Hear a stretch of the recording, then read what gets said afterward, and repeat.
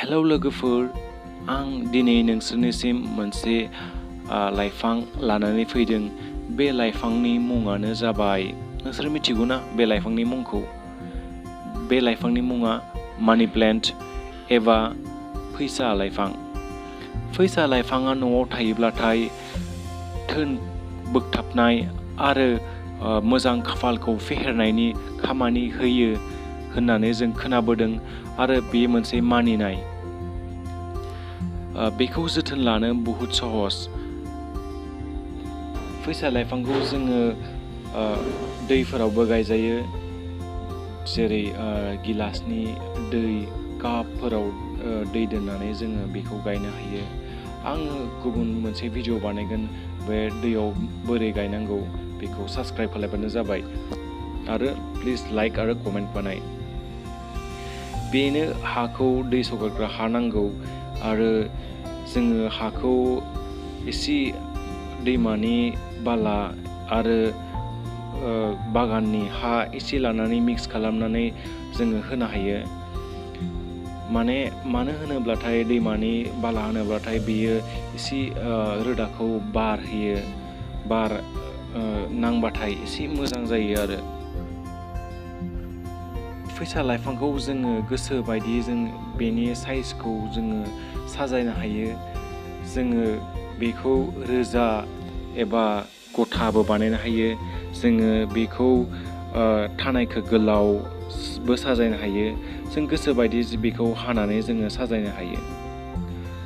फैसा लाइफाङा दैखौ खम होयोब्लाबो बियो थांना थानायनि गोहो दङ।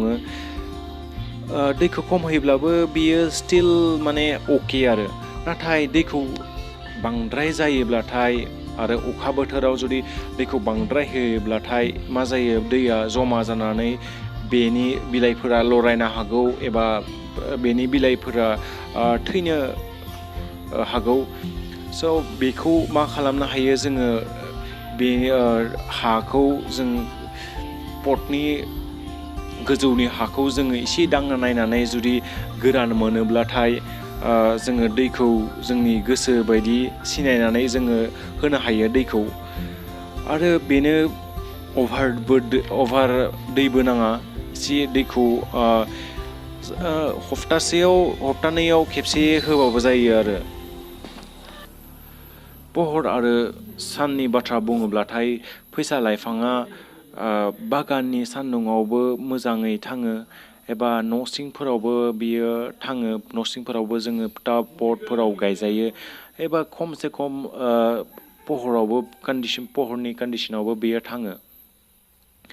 बे लाइफांनि गेरेमसा एबा मोजाङै जौगानाय एबा थांनायखौ लुबैदोंब्लाथाय जोङो बे एसे साया आरो एसे सान्दुं नांनाय जायगाखौ जोङो सायख'नो हायो। बे मोजाङैनो बेयाव थाङो। आरो जुदि डाइरेक्ट सानलाइट होयोब्लाथाय जुदि बुरजा सानलाइट जोङो बुरजा पहर होयोब्लाथाय मा जायो, बेनि बिलाइफोरा खामनो हागौ। स' एसे मोजाङै एसे पहर जागा एबा एसे साया जागा जोङो मोजाङै सायख'नानै जोङो बेखौ गायनो हायो। बेनि बिलाइफोरखौ नुदोंना, बेसे सना बायदि बेनि बिलाइफोरा। मोनसे थानायाव 9 बिलाइ थायो होनो, आं बेखौ सानफेराखै। आरो बेखौ गल्डेन फट'स होनो। गल्डेन सनानि फट'स आरो गुबुन गुबुन भेराइटि दङ। बेयो इन्जय फट'स आरो जेसिना फट'स, जेट फट'स, मार्बल कुइन फट'स दङ। स' आंनि भिडिअखौ नायनायनि थाखाय साबायखर बावहरबाय। Thank you.